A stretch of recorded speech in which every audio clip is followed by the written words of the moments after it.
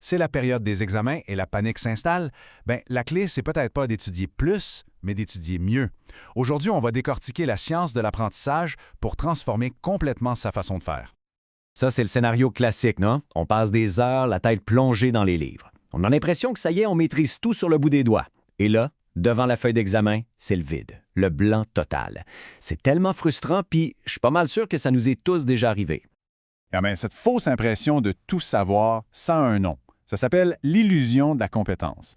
Puis ça vient souvent de nos vieilles habitudes, comme relire nos notes encore et encore en pensant que ça rentre. Aujourd'hui, on va voir exactement comment déjouer ce piège-là. OK, alors pour se débarrasser de cette fameuse illusion, la première étape, c'est de comprendre comment notre cerveau fonctionne pour vrai. Pensez-y comme si on lisait le mode d'emploi avant d'utiliser un gadget super complexe. Alright, allons-y. Imaginez que le cerveau, c'est une forêt vraiment dense. La première fois qu'on apprend quelque chose, c'est comme si on se frayait un petit chemin dans les hautes herbes. C'est difficile, mais plus on repasse par ce même chemin, plus le sentier devient large, clair, facile à emprunter. C'est exactement ça le principe de la neuroplasticité. Il y a un psychologue, Donald Hebb, qui a résumé ça parfaitement avec une phrase devenue célèbre. Les neurones qui s'activent ensemble se connectent ensemble. C'est simple, hein? Chaque fois qu'on révise, c'est comme si un groupe de neurones faisait une pratique d'équipe. Plus ils pratiquent ensemble, plus leur connexion devient solide, puis plus la mémoire devient, à toute épreuve. Puis, il y a un autre concept super important, la charge cognitive. Pensez à la mémoire de travail comme la batterie de votre cellulaire. Elle a une capacité limitée, right?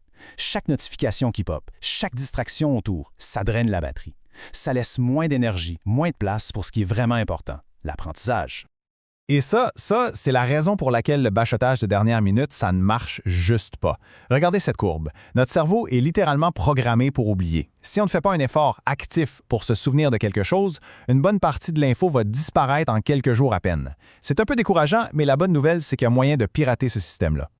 Justement, pour combattre cet oubli naturel, il faut savoir que le quand on étudie est aussi important que le comment. C'est là que deux stratégies basées sur le timing entrent en jeu, la pratique espacée et l'entrelacement.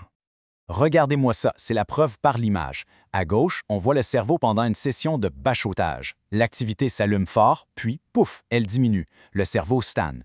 Mais à droite, avec la pratique espacée, en laissant du temps entre les sessions, regardez comme l'activité neuronale reste élevée.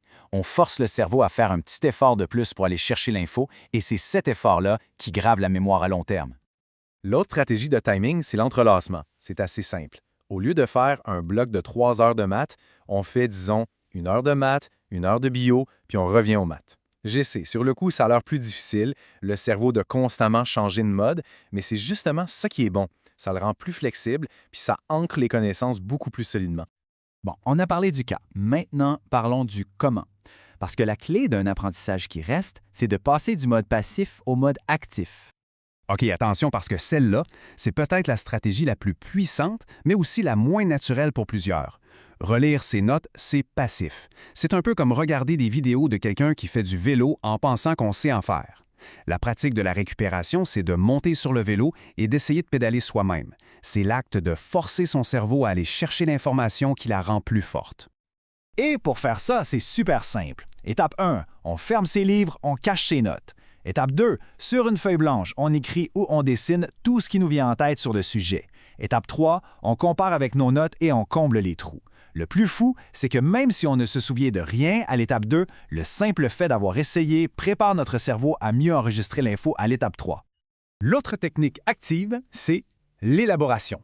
L'idée, c'est de ne pas juste apprendre un fait par cœur, mais de lui donner de la profondeur. Au lieu de juste mémoriser la mitochondrie et la centrale énergétique de la cellule, on se pose des questions. Pourquoi on dit ça?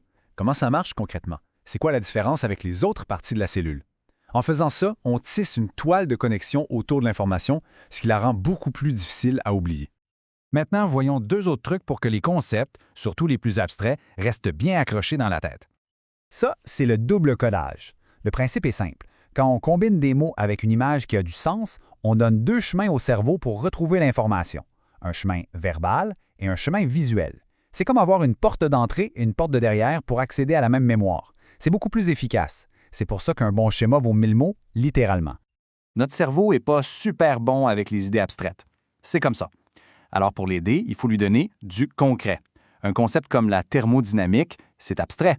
Mais une tasse de café chaud qui devient frette sur le bureau, ça, c'est concret. En reliant l'idée abstraite à un exemple de la vie de tous les jours, on donne à notre cerveau quelque chose de solide à quoi s'accrocher. OK, on a vu plein de stratégies. Maintenant, la question à 1 million. Comment mettre tout ça ensemble dans un plan d'action qui a de l'allure?